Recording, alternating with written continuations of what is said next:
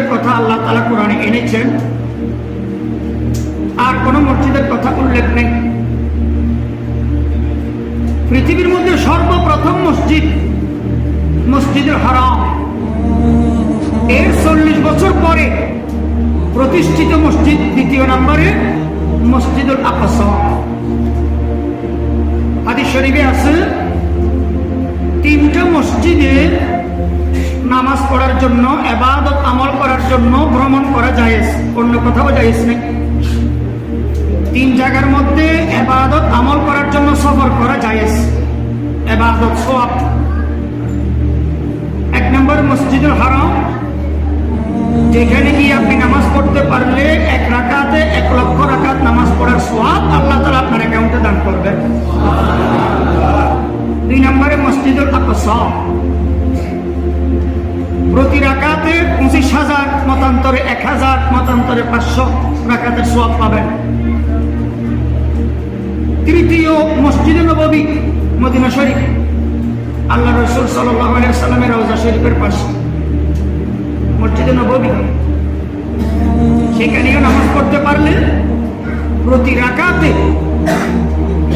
500, 1,000, 25,000 বা অর্ধ লক্ষ হাজার নামাজ পড়ার সওয়াব আল্লাহ তাআলা আপনার আমলনামায় দান করবেন।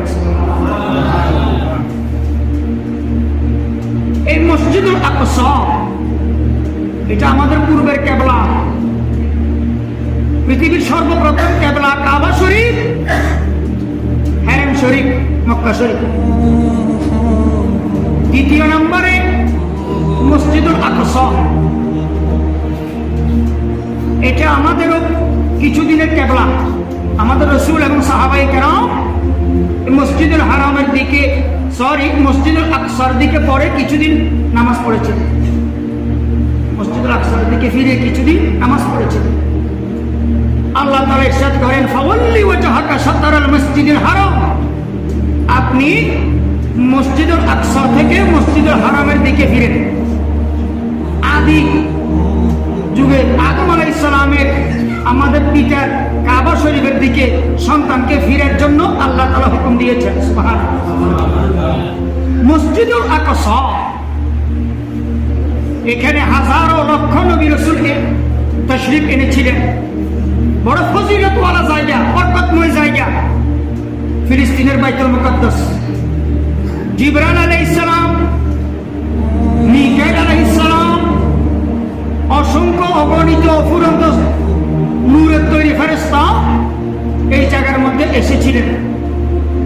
মেরাজের রজনীতে আল্লাহ রাসূল সাল্লাল্লাহু আলাইহি ওয়াসাল্লাম 2 লক্ষ বা 1,24,000 নবী রাসূলদেরকে নিয়ে এই বাইতুল মুকাদ্দাসের মধ্যে আল্লাহর রাসূলের ইমামতিতে জামাতে 2 রাকাত নামাজ আদায় করেছিলেন। এখান থেকে মেরাজ উদ্দেশ্য হয়েছিল। মসজিদুল আকসা, এখানে আল্লাযী বারাকনা হাওলাহু লিনুরিয়াহু মিন আয়াতিনা, আল্লাহ তাআলার বরকত, রহমত, সাকিনাহ, দয়া, মায়া এই মসজিদুল আকসা বাইতুল মুকাদ্দাসের এই প্রাঙ্গণে তার আশেপাশে আল্লাহ তাআলা দান করেছেন। লিনুরিয়াহু মিন আয়াতিনা, আল্লাহ তাআলার অনেক নিদর্শন এই বাইতুল মুকাদ্দাস। এটা আমাদের সম্পদ, এখানে ইবাদত করা সৌভাগ্য, কপাল। এখানে অনেক নবী রাসূল, হযরত ইয়াকুব আলাইহিস সালাম, হযরত ইসহাক আলাইহিস সালাম, হযরত সুলাইমান আলাইহিস সালাম, ঈসা আলাইহিস সালাম, মূসা আলাইহিস সালাম, অনেক নবী রাসূল জলিলুল কদর এখানে তাশরীফ এনেছেন, জীবন যাপন করেছেন, উঠা বসা বসবাস করেছেন, এখানে থেকেছিলেন বাইতুল মুকাদ্দাস।